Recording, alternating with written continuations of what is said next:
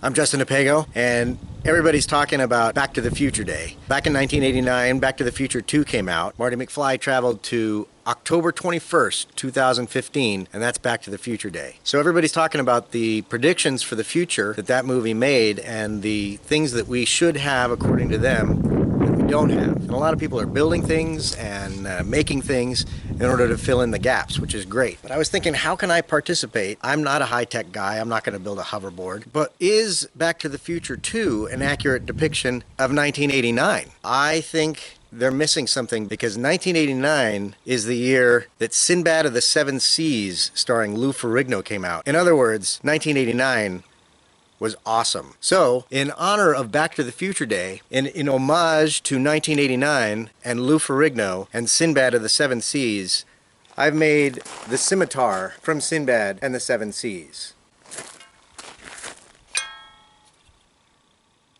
out of building materials.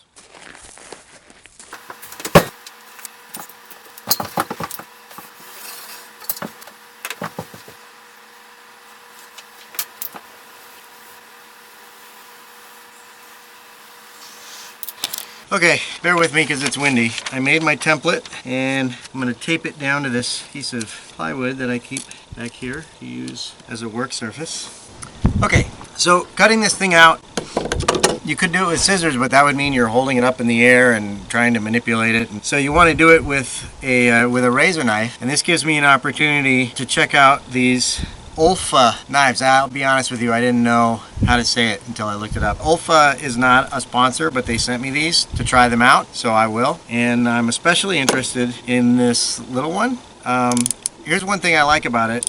When I first was playing with it, I was like, oh, a disposable knife. It's more for the landfill. But this expanding thing is replaceable. So when you use it up and snap these off as they wear out, you can throw those in the recycling because they're steel, and then you get another blade set. So that's pretty cool. And I like this little size. These are cool, but they're kind of a no-brainer. And this is nice because it's like it's a craft knife, like an X-Acto, but you can get it. You don't have to go to a craft store to get it. It's right there in the home center. I see them in the Home Depot, and I see the replacement blades there too. So that's cool. So anyway, I'm going to use this to cut the template out. Oh, and another thing that I like about this is this little doodad comes off in the back, like so, and you can use it to snap off the used up blade so that you don't cut yourself when you're snapping off the blade. That's nice. Alright, so I'm going to cut out the sword template.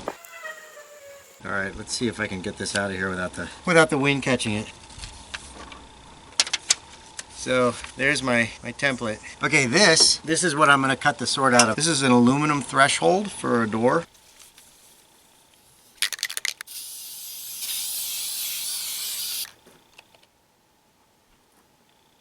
Everything that doesn't look like a sword is about to get ground away. Let's get rid of everything that's brown. You gotta wear your eye protection.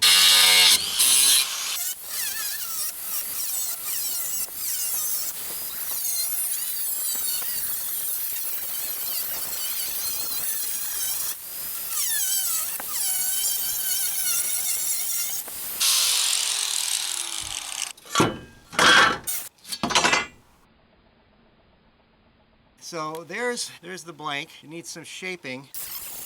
Now you can hold it and touch it without cutting yourself.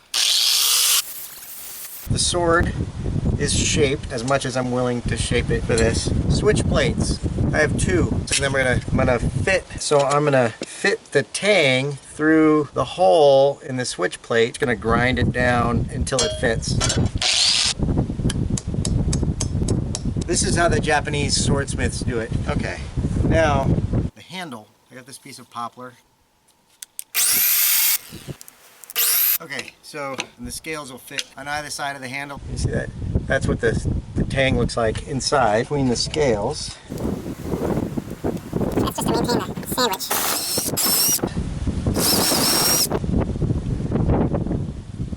Two-part epoxy. It smells like burning hair. Hold it in place for a minute. Okay, so these are all bolted down now. The countersink, it kind of worked. And now I just have to shape this to match the width of the handle. So back to the grinder.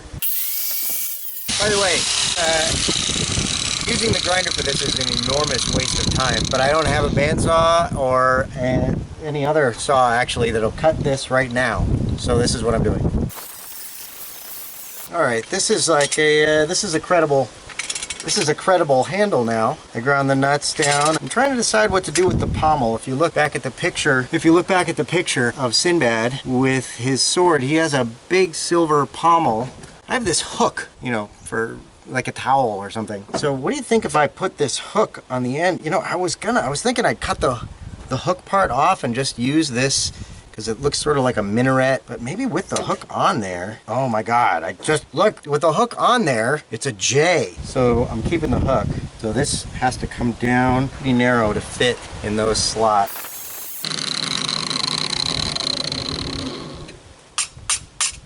Yeah. I have to check the source material on my phone.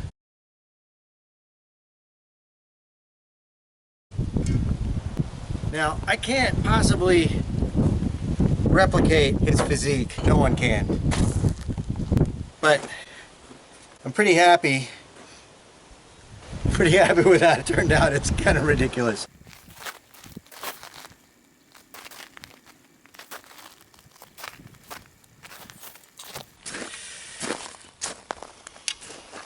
So that's my contribution to Back to the Future Day. Thank you, Back to the Future 2, for our look into the future and our reminder of 1989. Thank you, Lou Ferrigno and Sinbad of the Seven Seas. And thank you, and we'll see you next time.